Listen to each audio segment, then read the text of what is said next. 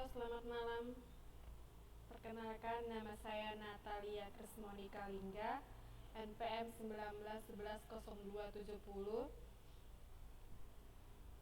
jurusan Sistem Informasi. Semoga kita dalam keadaan sehat-sehat semua ya. Di dalam video ini, kali ini saya akan menjelaskan tentang apa itu memori. Memori atau disebut sebagai memori fisik ataupun memori internal adalah media yang penyimpanan data atau informasi sementara pada komputer. Bisa kita lihat di dalam layar, memori merupakan komponen yang penting di dalam suatu komputer yang berada di dalam CPU. Memori itu akan menyimpan setiap program dan data yang diproses oleh prosesor. Adapun atau informasi yang disimpan di dalam memori bersifat sementara karena data hanya akan tersimpan selama komputer menyala atau hidup. Jadi memori itu tersimpan jika komputernya menyala saja. Jadi ketika komputer dimatikan, maka data yang disimpan di memori akan hilang. Oleh karena itu, jadi ketika komputer sebelum Anda mematikan komputer, simpanlah semua data-data yang kita akan simpan secara permanen. Tetapi di media penyimpanan berbasis disk seperti hard disk dan floppy disk. Jadi kalau sebelum kita mematikan komputer kita simpan dulu di hard disk ataupun di floppy disk agar data-data kita tidak terhapus. Jadi memori itu bisa juga dia terhapus karena memori ada juga yang bersifat sementara. Selanjutnya ada RAM. Itu ada gambarnya seperti di layar. RAM digunakan untuk menyimpan data. Menyimpan data sementara yang dapat segera diakses oleh prosesor saat diperlukan.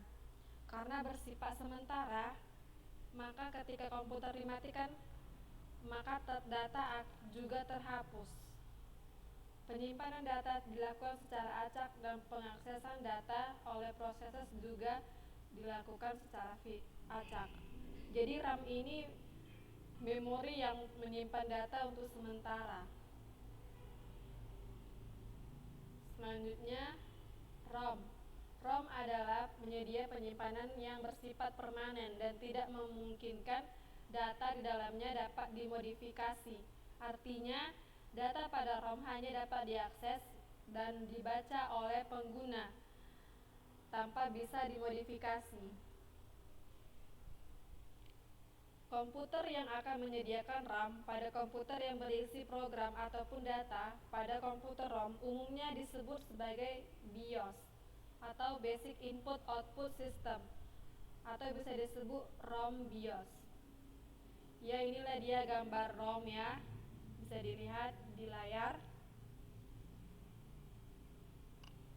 Selanjutnya kita masuk lagi ke SRAM. Merupakan jenis RAM atau memori yang menyimpan data di dalamnya selama komputer masih menyala. Berbeda dengan RAM yang perlu disegarkan secara periodik, kemampuan tersebut dikarenakan SRAM dirancang menggunakan transistor tanpa kapasitor. Pastinya SRAM lebih mahal dan lebih cepat dibanding RAM. Jadi SRAM ini memori yang bersifat yang berlebih mahal dan lebih cepat juga dibanding RAM ya. RAM merupakan jenis RAM yang banyak digunakan di dalam komputer sebagai memori utama yang harus disegarkan oleh CPU secara berkala. Agar data di dalamnya tidak hilang, RAM ini lebih lambat dan SRAM. Jadi RAM itu lebih lambat dari SRAM. SRAM itu yang cepat dia memorinya menyimpan. Selanjutnya kita masuk lagi ke SRAM. SRAM adalah jenis memori yang komputernya dinamis, yang termasuk memori komputer kategori solid state yang disinkronkan oleh clock system, yang dimana kecepatannya lebih tinggi. Ada lagi nih CMOS. CMOS ini bersifat memori seperti zip dari rangkaian terintegrasi yang digunakan di mikroprosesor. Memori ini bersifat bukan hanya di sirkuit digital, juga digunakan di sirkuit analog seperti pengubah data, sensor, gambar, dan trimancar. Terintegrasi dari sebuah chip. Chip ini menggunakan baterai sebagai sumber dayanya. Berarti memori CMOS ini dia mempunyai baterai, tapi dia berbentuk chip. Tapi di dalamnya ada baterainya juga, memiliki sumber daya. Yang pengaturan dasar komputer dilakukan dan disimpan seperti memuat sistem operasi. Selanjutnya kita masuk lagi ke DIMM, Dual Inline Memory Module. DIMM terdiri dari serangkaian sirkuit terpadu DRAM. Modul-modul tersebut dipasang pada papan sirkuit. Terdiri dari dua kecepatan, yaitu bisa dilihat juga di sini ada itu, bisa dibaca. Masuk lagi ke caca memori. Caca memori merupakan memori yang berukuran kecil, yang bersifat sementara dan berkecepatan tinggi. Walaupun caca memori ini kecil, tapi dia bersifatnya sementara, tapi kecepatannya lebih tinggi dari memori yang lainnya. Yang data di antara prosesor dengan memori utama atau RAM yang biasanya berkecepatan rendah. Jadi caca ini kecepatannya lebih tinggi walaupun dia barangnya kecil. Harganya juga memori ini lebih mahal dibanding DIMM dan SRAM ataupun DRAM.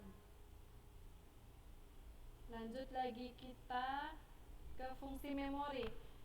Apa itu fungsi memori? Terdiri dari menyimpan data dari peranti masukan sampai data dikirimkan ke ALU atau Arithmetic and Logic Unit untuk diproses lebih lanjut. Menyimpan daya hasil proses sebelum dikirim ke peranti keluaran. Menampung instruksi ataupun program peranti masukan ataupun dari peranti pengingat dari sekunder. Selanjutnya kita masuk ke karakteristik memori. Karakteristik memori itu bermacam-macam. Ada lokasi memori. Lokasi memori internal yang sering disebut sebagai memori fisik, primer ataupun utama, terletak di dalam CPU. 2. Kapasitas memori. 3. Satuan transfer. Word yang biasanya sama dengan jumlah bit yang digunakan untuk mempresentasikan bilangan dan panjang instruksi kecuali if AX atau CRE1. CRE1 memiliki panjang word 6 bit, 64 bit dengan memakai representasi integer 24 bit. Ada lagi itu addressable unit. Pada beberapa sistem, addressable unit sama dengan word ataupun hubungan antara panjang satu alamat dengan jumlah addressable unit. Lanjut lagi kita metode untuk mengakses memori. Ada metodenya untuk mengakses memori ya. Seperti memori diorganisasikan menjadi unit-unit data yang disebut sebagai record.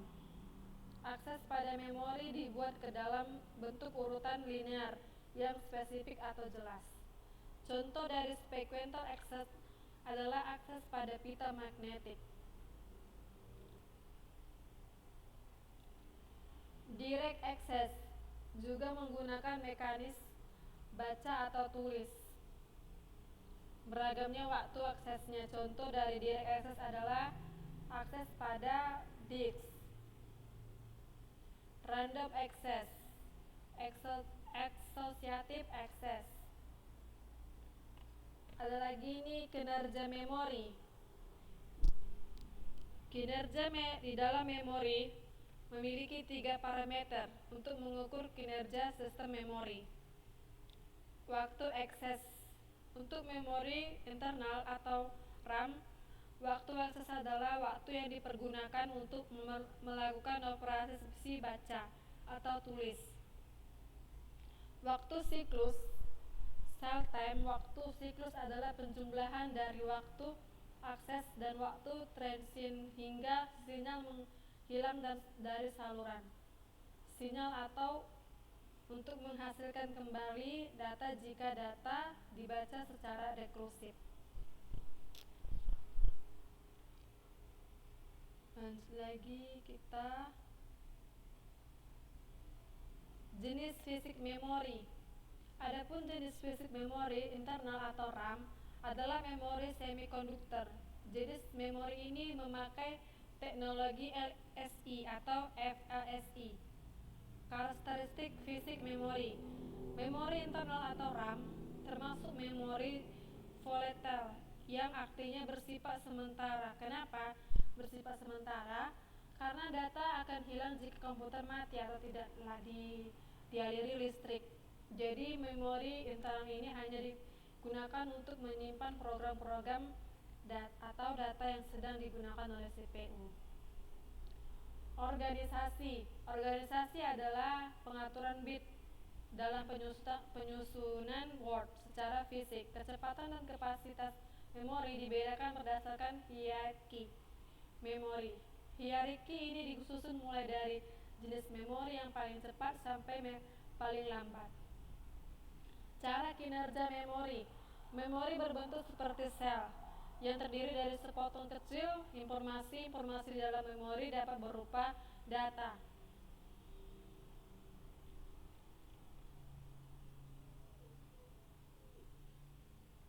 berbagai informasi lainnya. Misal itu adalah disebut memori. Akses memori yang mampu menyiapkan data sementara secara optimal dikarenakan dapat mengambil dan menyimpan data dengan lebih cepat. Penyimpanan data sementara pada memori internal membutuhkan listrik, artinya komputer haruslah menyala. Jadi memori itu kalaupun dia dimatikan komputernya, hilanglah semua datanya. Memori internal komputer bekerja